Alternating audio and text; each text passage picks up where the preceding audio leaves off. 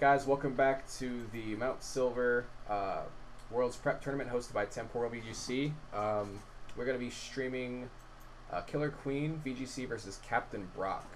This is a Oh, play-in for Top Cut. So what that means is that whichever one of these players wins moves on with the rest of the bracket. This is single elimination, best of three set, so it's going to be good. Ben, you have any thoughts about these teams? well, it's clearly not Hobbit VGC.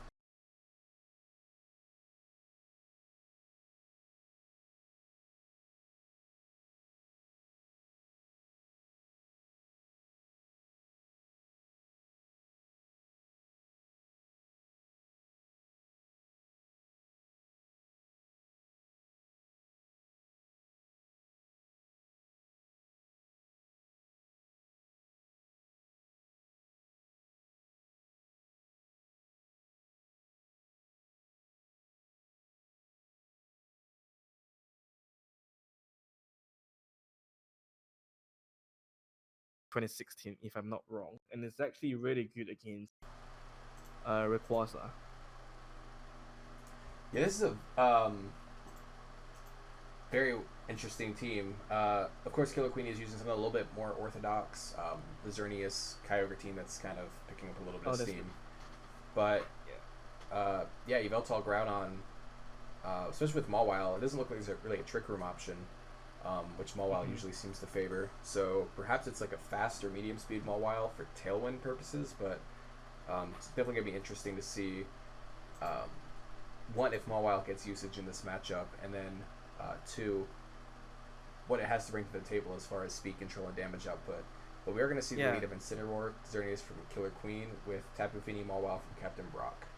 yeah. I was gonna say that Tapu Fini is very crucial, Captain Block right there, because not only it's good against the Mungus because of Misty Terrain, but also if you have Haste, it's good against Xerneas, and it's also one of the Pokemon that can resist Water move, Kyogre.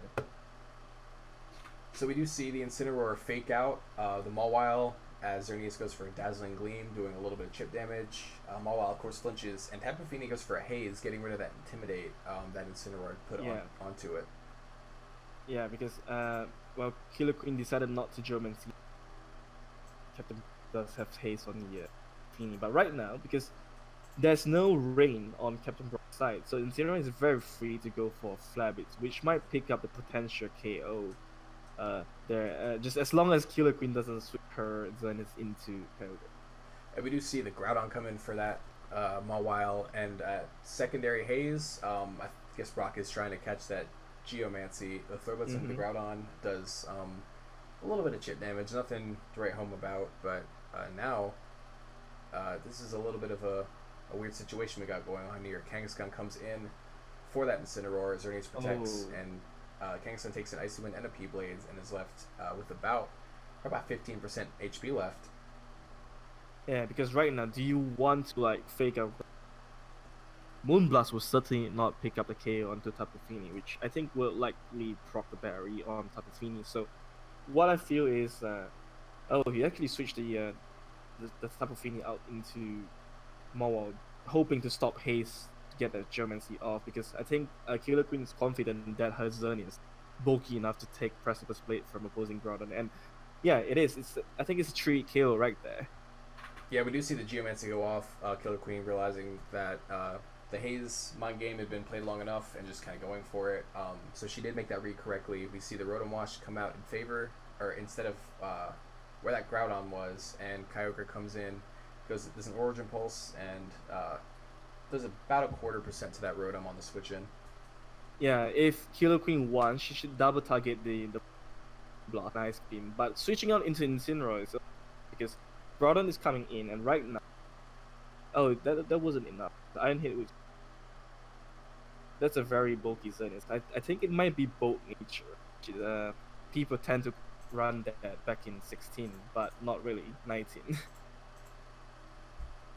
Yeah, so that was a little bit of an interesting turn for both players. Kind of learned a little bit about the speed interaction, or no, I'm sorry, the damage output interaction there. You see the Sucker Punch from the Kyogre do a tiny bit of damage to the Kyogre and Snarl and Origin Pulse. Of course, Origin Pulse does miss the Mawile. Yeah, missing the Mawile is very crucial because that also means that that Captain Brock does have another Pokemon to switch in and out for the Weather Wall. And we do see the Groudon come back in. Unfortunately for Killer Queen, she has nothing in the back that can switch out and allow her to reset the rain.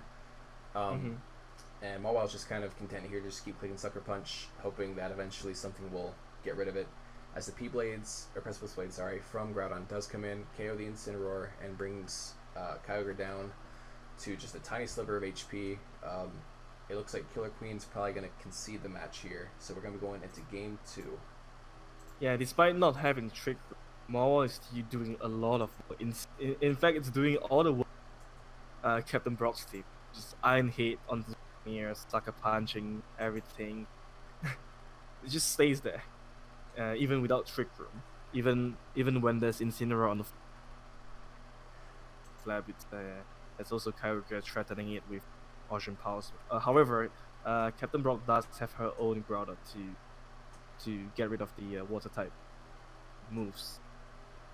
Yeah, of the sun. And at that point, there wasn't really a lot of that Captain Brock could have done with the Mawile. Kind of just Sucker Punch, doing a little bit chip, but not wanting to switch anything in to take more damage. So, yeah, not really much else to do with it there. But it was an interesting choice. We didn't see really much speed control besides Icy Wind, but we do see, I believe, the same leads from last game: Incineroar, Xerneas into Tapu Fini and Mawile. Yeah, because Tapu Fini is really crucial here. It just stops Amoonguss from putting a Pokemon to sleep, and because she does have haste on her Fini, it also helps against the opposing Xerneas Geomancy. Yeah, we actually don't see that same game we saw last time with all the hazes. We see the fake out into the Mawile, but then we see a taunt into the Kangaskhan, which was that Xerneas. So, Kangaskhan typically don't carry many status moves, usually just something like Roar or maybe Helping Hand. Yeah, but that was also very recent. The thing is, in Game 1, we have seen that under the Xerneas from Killer Queen's side, and what if she went for like a Geomancy? So the taunt would like go afterwards, but she was like thinking, maybe she wouldn't Geomancy, so I will just go for the taunt to make sure the next turn she will not Geomancy, so that I can just keep clicking Icy Wind. Yeah, we see a pretty big shift in the board position as Mawile came out for Groudon and Incineroar came out in favor of Kyogre, and Tapu Fini went for Icy Wind. Rotom is again going to come back on the field for Captain Brock as Kyogre goes for an Origin Pulse, and Xerneas comes in for the Kangaskhan. Both those Pokemon on Killer Queen's side of the field took an Icy Wind, so the speed control is not on Killer Queen's side right now, and she didn't even bring the Tornadus. MC Kangaskhan come back in, and Rotom goes for a Volt Switch, allowing Captain Brock a little bit of opportunity Mawile to would be nice. Yeah, but switching Mawile in would have been nice because if you have Mawile here, Kangaskhan can one fake, which will probably be the Mawile. Then you don't have to really Geomancy. Tapu Fini is gonna taunt you. You can just easily go for a Moonblast. The Barry on Tapu Fini's side would have been proc already. Yeah, we do see fake out into Tapu Fini as Groudon goes for Precipice Blades, misses that Kangaskhan, unfortunately, for Captain Brock, and Xerneas says, get the Geomancy off. And this is looking like a very different game from the previous one. Yeah. No burn. Fire Punch into Xerneas leaves it on 1 HP, and then Mawile comes in, and this is a tough one. Yeah, because everything right now is in Sucker Punch range from the Mawile. So, like, if I was Captain Brock, I might just go after the Xerneas, but then Xerneas could now protect easily because Xerneas just switches in to fake out the Mawile the next, and Xerneas could easily just go for like a Moonblast with Rotom, unless Rotom does have Protect. So if you have Protect, you want to double Protect this turn. And we do not see the Rotom Protect. It's gonna get hit with a Dazzling Gleam, and it's actually going to survive. That's a very bulky Rotom. Might be Assault Vest. Potentially giving away a potential Assault Vest there. We do see Mm-hmm. a comeback in favor of the Groudon as Kyogre comes in for that Xerneas, which was KO'd. And uh, this game's just really back and forth with momentum. Yeah, but the thing is, both Origin Pulse actually the Groudon side, and but we do know that Kyogre outspeeds Groudon, so it doesn't have to worry the Nick, and it's in healthy health. So what Killer Queen can do is just go fake out the Maul, and if you don't want to miss, just go for an Ice Beam onto Groudon. Should be able to pick up a KO from there. But right now you're basically forced to Origin Pulse because the Marwal is in about 95% health, and you want to make sure that you can pick up the knockout here. Yeah, we actually double edge into the Mawile. So Origin Pulse, unfortunately for Killer Queen, double misses there. That's Uh, unfortunately for her. That's gonna be the set. That's heartbreaking to see, but unfortunately that's just the game we play. So Captain Brock is gonna take the set and move on into the rest of the bracket.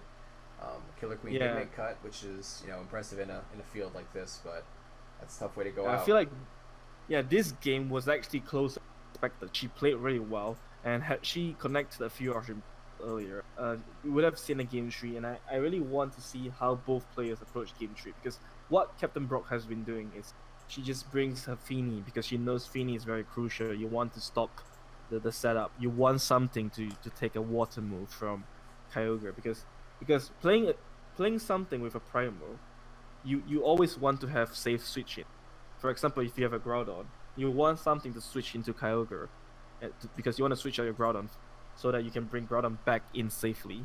But if you don't have anything to switch in type, it's just gonna be knockout there, which is why Captain Brock brought her Tapu Fini and Rotom because it's both are actually safe Kyogre switch-ins. Yeah, I agree. That was definitely she kind of played her pieces a little bit better. Unfortunately, just missed some pretty crucial moves there. But that is unfortunately sometimes it's the game we play. I think right now we're gonna take a quick break, wait on the other match to end, and then hopefully we'll be moving on with the rest of the top cut here pretty shortly. So Yep. remember, guys, to follow the Twitch account here at Mount Silver, and then feel free to join the Discord if you're new or if you're a veteran. Plenty of helpful people in there, ready to help you improve or just play or just have some fun. So we'll be back in a little bit, guys. Stay tuned.